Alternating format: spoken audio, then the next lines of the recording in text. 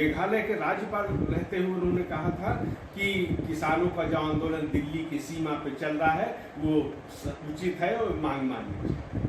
अब एक मेघालय का राज्यपाल और वो दिल्ली में चल रहे राजनीतिक आंदोलन, जिसके पीछे आंदोलन जीवित थे, ये सब पूरा देश देख रहा था, उस आंदोलन के बारे में मेघालय के राजभवन से बैठ के कोई टिप्पणी कर रहा है, तो इसका मतलब है कि वो अपने संवैधानिक मर्यादाओं का पालन नहीं कर रहा है, संवैधानिक मर्यादाओं का सरासर उल्लंघन कर रहा है। अगर उनको किसानों की इतनी चिंता थी तो मेघालय के राजभवन का मुंह छोड़कर और इस्तीफा देकर किसानों के आंदोलन के बीच तथाकथित जो आंदोलन था वहां इनको पहुंच जाना चाहिए था।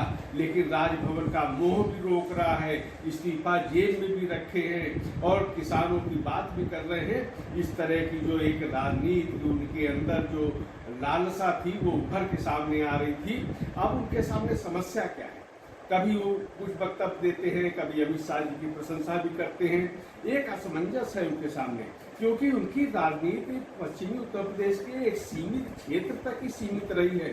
भाजपा ने उन्हें राष्ट्रीय स्तर का संगठन में महत्व दिया, राज्यपाल बनाया, नहीं तो वो यहाँ उत्तर प्रदेश की राजनीति नहीं, पश्चिम उत्तर प्रदेश की राजनीति में ही वो अप्रासंगिक होते जा रहे थे। लेकिन राज्यपाल बनने के बाद और उसके पहले संगठन में आने के बाद उनको सम्मान दिया गया है। अब वो फिर एक नई राजनीतिक पारी की लगता है तैयारी कर रहे हैं। लेकिन असमंजस ये है कि इसके लिए अब उन्हें उत्तर प्रदेश में या तो सपा या राष्ट्रीय लोकदल के पीछे चलना होगा, क्योंकि उनका खुद का इतना राजनीतिक जमीन या राजनीतिक महत्व नहीं है। ये सब बातें सही हैं, राजनीति में आने का पूर्व राज्यपाल को भी अधिकार है।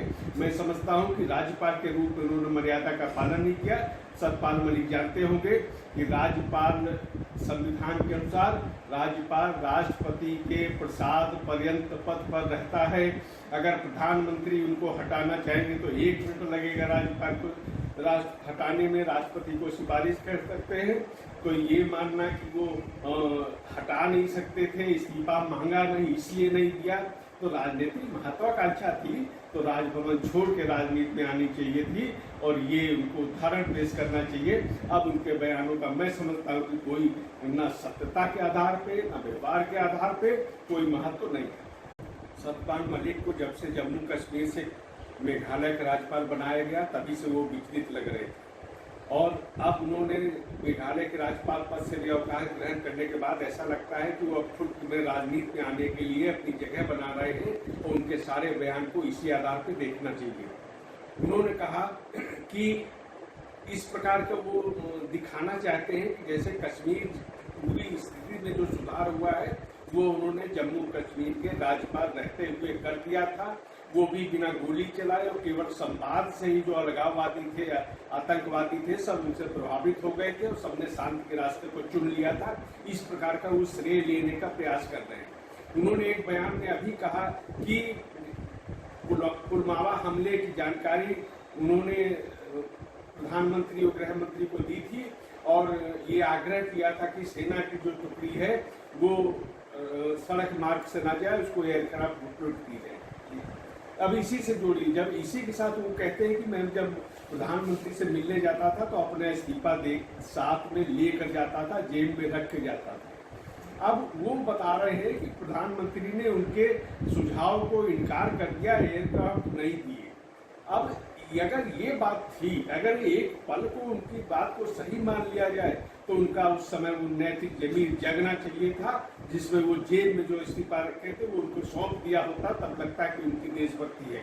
वो दिखाना चाहने से पूरी देशभक्ति उनके पास है, वो पूरे सुयोग्य प्रशासक हैं, वो ईमानदार हैं, ये सब बातें हैं। लेकिन वो ये जो बताने का प्रयास कर रहे हैं कि वर्तमान सरकार गंभीर नहीं थी कश्मीर को लेके, ये विश्वास के लायक बात नहीं है।